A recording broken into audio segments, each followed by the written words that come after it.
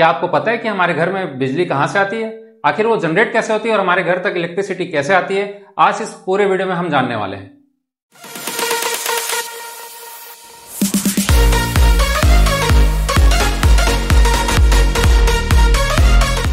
Hello guys, welcome back to my YouTube channel Teddy electrical and works. एक बार फिर से आप सभी का बहुत बहुत स्वागत है हमारे इस यूट्यूब चैनल पर। आज हम फिर से एक नए टॉपिक के साथ लौट आए हैं और आज का टॉपिक बहुत ज्यादा इंटरेस्टिंग होने वाला है। हमारे इस वीडियो को शुरू से आखिर तक जरूर देखिएगा।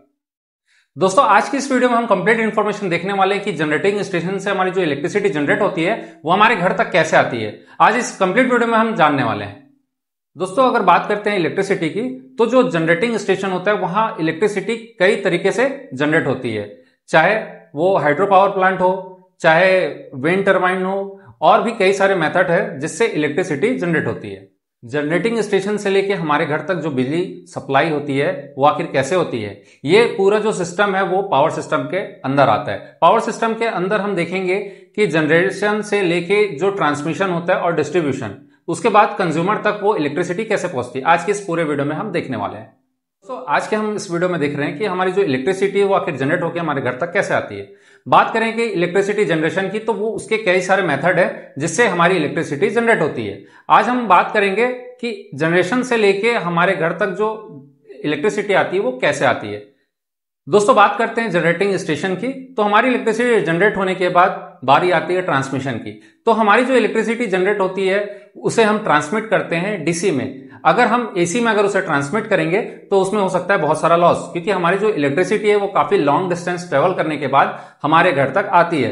अगर हम उसे एसी में ट्रांसमिट करेंगे तो उसमें बहुत सारे लॉस देखने मिलते हैं। इसीलिए हमारा जो जनरेटिंग स्टेशन के बाद जो हमारा इलेक्ट्रिसिटी ट्रांसमिट होता है वो उसे हम डीसी में करते हैं। दोस्तों, जनरेटिंग स्टेशन के बाद जो भी हमारा इलेक्ट्रिसिटी जनरेट किया जाता है वो पहले जाता है प्राइमरी ट्रांसमिशन में। हमने ट्रांसमिशन को दो हिस्सों में डिवाइड किया है, पहला है प्राइमरी ट्रांसमिशन, सेकंड है सेकेंडरी ट्रांसमिशन। जब भी जनरेट हमारा इलेक्ट्रिसिटी हम ट्रांसमिट करते हैं तो उसे हम एसी की जगह डीसी में करते हैं। क्यों? क्योंकि एसी में ज्यादा लॉस देखा जाता है, जो कि लॉन्ग डिस्टेंस में काफी ज्यादा हमारा जो इलेक्ट्रिसिटी है वो लॉस हो सकता है, इसीलिए हम उसे डीसी में ट्रांसमिट करते हैं।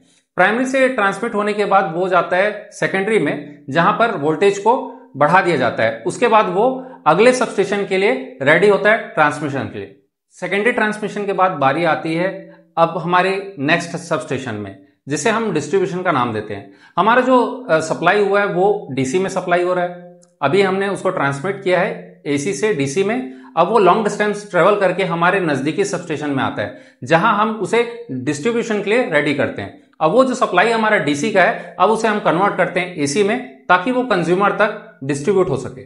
इलेक्ट्रिसिटी जनरेट होने के बाद ट्रांसमिट की गई है। अब ट्रांसमिट होने के बाद वो हमारे डिस्ट्रीब्यूशन सेंटर तक पहुंच गई है। जो हमारे नजदीकी पावर स्टेशन होते हैं वहां पर जो इलेक्ट्रिसिटी अब डिस्ट्रीब्यूशन के लिए रेडी है। अब उस डिस्ट्रीब्यूशन में डायरेक्ट हमारे घर तक वो इलेक्ट्रिसिटी नहीं आने वाली। क्या करते हैं, जो हाई वोल्टेज लाइन है वो ट्रांसफार्मर के द्वारा क्या किया जाता है, उसे स्टेप डाउन किया जाता है ताकि वो हमारे घर तक आ सके। दोस्तों, पावर स्टेशन से जो लाइन डिस्ट्रीब्यूट होती है वो भी दो हिस्सों में होती है, प्राइमरी डिस्ट्रीब्यूशन और सेकेंडरी डिस्ट्रीब्यूशन। प्राइमरी डिस्ट्रीब्यूशन में क्या होता है, जो हमारी ट्रांसमिटेड लाइन है वो डीसी से एसी में कन्वर्ट होके अब डिस्ट्रीब्यूशन के लिए रेडी है। तो वहां पर भी क्या होता है, वो जो हाई वोल्टेज लाइन है वो स्टेप डाउन होता है और उसे फिर डिस्ट्रीब्यूट किया जाता है। तो उस कंडीशन को हम बोलते हैं प्राइमरी डिस्ट्रीब्यूशन, जहां से सब स्टेशन से निकल के हमारे घर के नजदीकी ट्रांसफार्मर तक वो लाइन आती है। प्राइमरी डिस्ट्रीब्यूशन के बाद जो हमारे घर के पास लगे नजदीकी ट्रांसफार्मर तक लाइन आती है, वहां से फिर जो है सेकेंडरी डिस्ट्रीब्यूशन होता है, जिसके बाद जो इलेक्ट्रिसिटी स्टेप डाउन होकर फिर 240 वोल्ट में हमारे घर तक आती है, जिससे फिर कंज्यूमर अपने अलग अलग यूज के लिए, एप्लीकेशंस के लिए उस इलेक्ट्रिसिटी को यूज करता है। इस तरीके से जनरेशन से लेकर ट्रांसमिशन और ट्रांसमिशन के बाद डिस्ट्रीब्यूशन, उसके बाद फिर वो इलेक्ट्रिसिटी हमारे घर तक आती है। दोस्तों, आपने आज देखा कि जनरेशन से लेके ट्रांसमिशन, उसके बाद फिर डिस्ट्रीब्यूशन और उसके बाद फिर कंज्यूमर तक इलेक्ट्रिसिटी कैसे आती है। इतना लॉन्ग डिस्टेंस ट्रेवल करने के बाद हमारे घर में इलेक्ट्रिसिटी पहुंचती है।